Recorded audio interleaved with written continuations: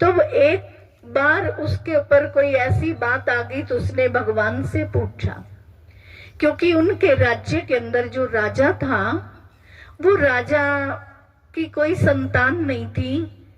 तो राजा शहर उस राज्य के हर एक युवा को लेता और 1 साल गद्दी पे बिठाता और 1 साल के बाद उस राजा को मौत के घाट उतार देता। ऐसा करता रहा तो उस राज्य के युवा धीरे धीरे कम होने लगे। अब नंबर आया उस व्यक्ति का जो भगवान को सदा साथ रखता था और भगवान से उसका अटूट प्यार था और हर कार्य भगवान से पूछ के करता था। तो जैसे उसका नंबर आया तो वो कहते हैं, भगवान बताओ अब क्या करूं, मेरा नंबर आ गया है, गद्दी पे बैठूं, क्या करूं। तो भगवान उसको कहते हैं, आप गद्दी पे बैठ जाओ, लेकिन जैसे मैं बताता रहूं वैसे करते रहना, हर कार्य मेरे से पूछ कर करना। तो वो गद्दी पर बैठ जाता है, 1 साल के लिए राजा बन जाता है। अब 1 साल के लिए राजा बनता है तो 1 साल के बाद उसे मालूम है मुझे मौत के घाट उतारेंगे। तो वो कहता है, भगवान अब क्या करूं, बैठ गया गद्दी पे।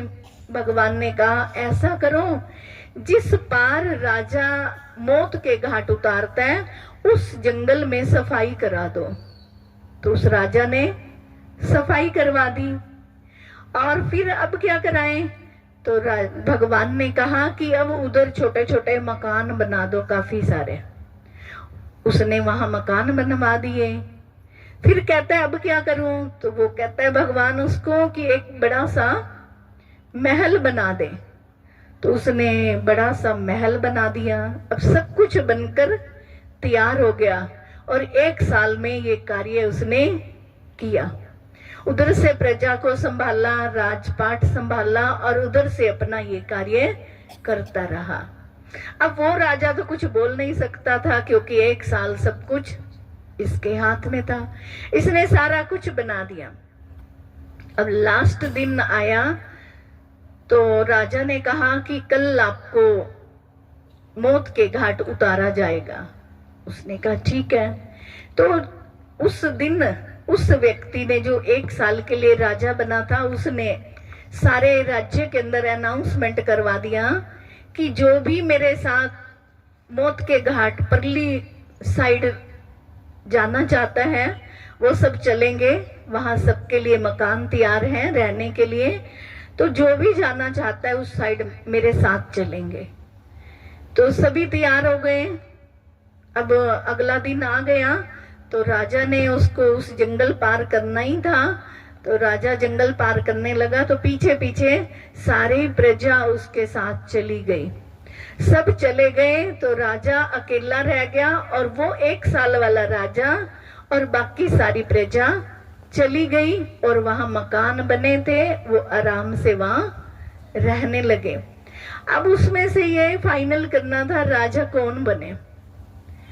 तो फिर सब कहते हैं आप ही राजा बनो, आपने हमें बचाया, क्योंकि वो राजा तो हमारे युवाओं को हर साल एक को मार देता था, तो इसलिए आप सदा के राजा हो। तो वो सदा का राजा बन गया जब तक वो जिएगा।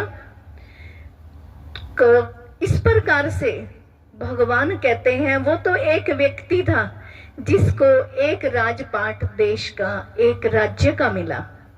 और अगर हम भगवान के साथ जुड़ जाएं, भगवान से अपना प्यार कर लें तो भगवान हमें कितना कुछ देगा।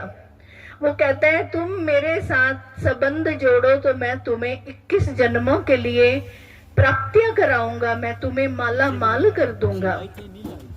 वर्तमान में भी भगवान हमें माला माल कर देगा और भविष्य में भी हमें माला माल कर देगा। इसलिए हमें भगवान से हमेशा जुड़े रहना चाहिए। अपना कनेक्शन भगवान से हमें जरूर रखना चाहिए। हमारा इतना प्यार हो कि हम हर कार्य परमात्मा से पूछ के करें तो हमें हर कार्य में सफलता ही सफलता है। इन्हीं शब्दों के साथ आज के शुभ दिन की आप सबको पुनः पुनः बहुत बहुत बधाई हो, बधाई हो, बधाई हो। ओम शांति। बहुत बहुत शुक्रिया आदरणीय अनीता बहन का।